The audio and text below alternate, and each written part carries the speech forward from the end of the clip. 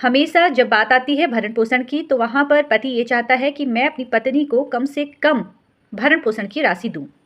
और पत्नी हमेशा ये सोच के आगे बढ़ती है कि मैं अधिक से अधिक अपने पति से भरण पोषण की राशि लूँ। तो यहाँ पर पति के द्वारा छिपाव भी किया जाता है और पत्नी के द्वारा भी छिपाव किया जाता है। जहाँ पर महिला के पास सोर्स ऑफ इनकम है, लेकिन वो न्यायालय में दिखाती है कि नहीं, मेरे पास कमाई का कोई ज़रिया नहीं है, या पति के पास पैसा है, बैंक बैलेंस है, लेकिन फिर भी वो मेंटेनेंस से पहले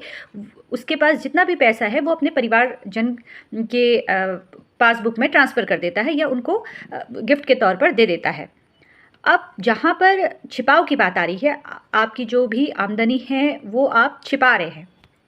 तो यहाँ पर दिल्ली हाई कोर्ट का एक ऐसा फैसला आपके समक्ष मैं रखने वाली हूँ जहाँ पर पति को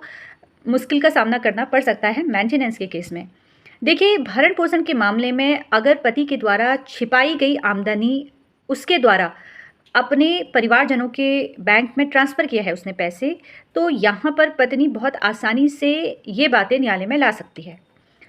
अब इस केस को समझने की कोशिश करते हैं। यहाँ पर अगर आप छिपाव कर रहे हैं तो इस जजमेंट पर आप पढ़िएगा इस जजमेंट को। उसकी कॉपी मैं अभी अपने पेज पर अपलोड करूँगी, जहाँ पर पूरा मामला था क्या।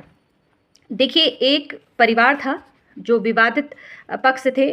उनका विवाह 2012 में हुआ। विवाह के तुरंत बाद दोनों के बीच में मतभेद की स्थिति उत्पन्न हुई और पत्नी ने कहा कि मेरा पति और उनके घर वाले मुझ पर अत्याचार कर रहे हैं, घरेलू हिंसा मेरे साथ हो रही है, और उन्होंने अपने पति के ऊपर घरेलू हिंसा के तहत मुकदमा दर्ज कर दिया और ये कहा कि मेरे पति ने मुझे छोड़ दिया है। अब बात आई मेंटेनेंस की। पत्नी ने क्योंकि मेंटेनेंस की भी मांग की, अब क्योंकि उनका पति एक अच्छे पद पर कार्यरत थे तो मेंटेनेंस अधिक बनेगा। अब पति ने जानबूझकर अपनी आय का छिपाव किया गया। ये कहना था उनकी पत्नी के द्वारा कि मेरे पति की इनकम बहुत अच्छी है, इनका आय के स्रोत है, इनका बैंक बैलेंस है, लेकिन पति फिर भी छिपाव कर रहा है और अपनी जिम्मेदारियों से बच रहा है। तब उन्होंने फैमिली कोर्ट में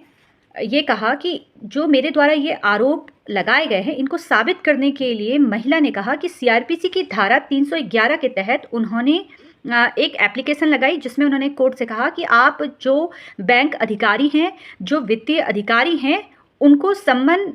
या आदेश आप पारित करें के लिए आवेदन मैंने दिया है, और जिससे सारी डिटेल इनकी पता चल जाएगी कि इनके बैंक में कितना पैसा था और इन्होंने कहाँ कहाँ ट्रांसफ़र किया है, और गवाहों के तौर पर मैं उन्हें बुलाना चाहती हूँ। इस तरह से उनकी पत्नी ने सीआरपीसी के सेक्शन 311 के तहत एक अर्जी लगाई,